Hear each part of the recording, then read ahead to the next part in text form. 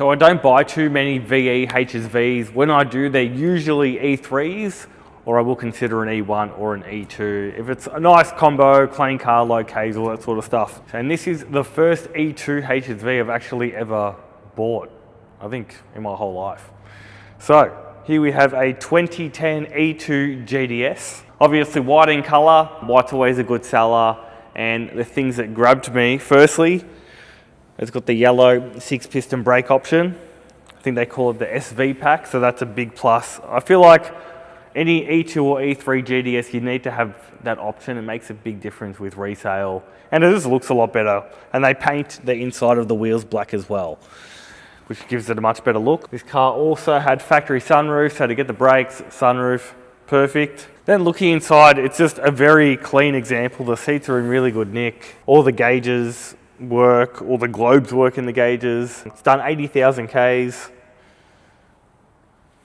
Another big draw card is it's had a Wilkinshaw supercharger fitted.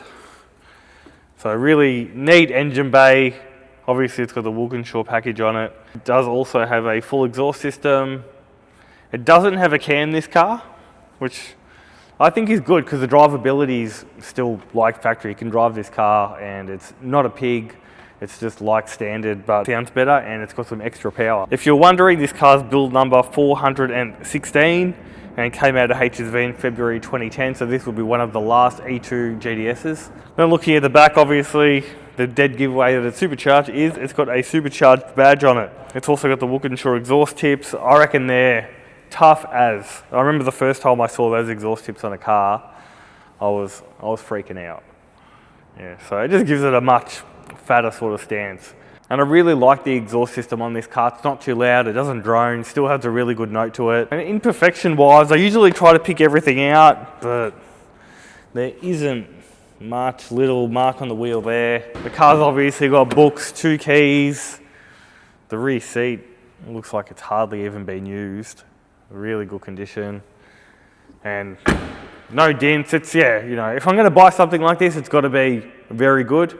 And this car is very good. I'll start it up so you can have a listen.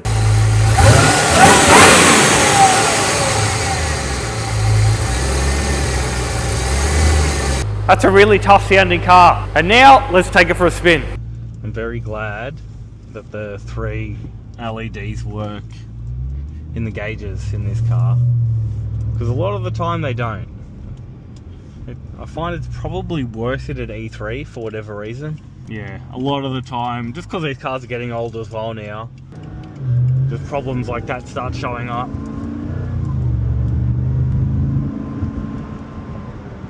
I wonder what size blower this is. To me, it feels like a 1900. It feels like it's got a little bit more torque down low than like an auto LSA, a standard one. Yeah, it definitely does. We did recently just take this car to Excel Garage as well, just for a once over. Like when we get especially when they're a bit older, or they've got a few Ks on them, we'll just get everything looked at, and whatever needs to be repaired, we get repaired. Or if they're due for a service, like this one was due for a service, yeah, we had that done. So it's literally good to go. I did close the sunroof because I don't want to get wind noise coming in. It cruises along really well. I'm pretty sure the MRC suspension has been removed. I find in the earlier HSVs like this one, the magnetic ride control, it's ended up being like more of an issue than it's worth. Like, you're better off just putting normal shocks and springs in, or coilover suspension, because it's so expensive to replace these shocks. And look, they're good, but I don't think they're that good. I'll give it just a little bit of a hit here.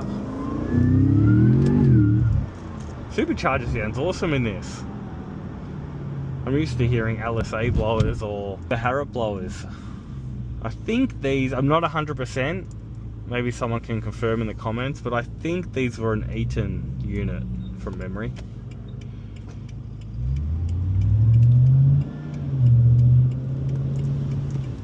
Good amount of power too.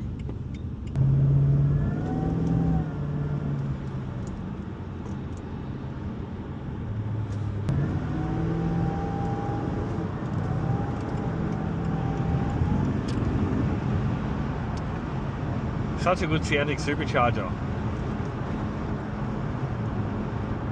And it's interesting to drive without a cam. Like the car, like you'd think it would feel similar to an LSA, like a standard auto LSA, but it doesn't. Like it must have a bit more boost or probably a little bit more power.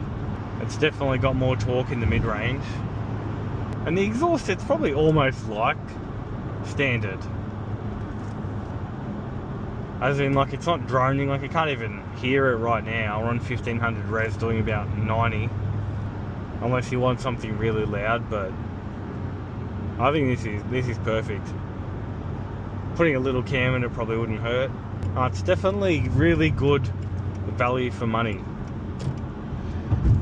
And I think this is priced now at $71,990.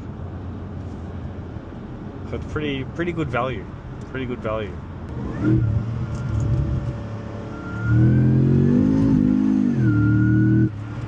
Yeah, it goes good.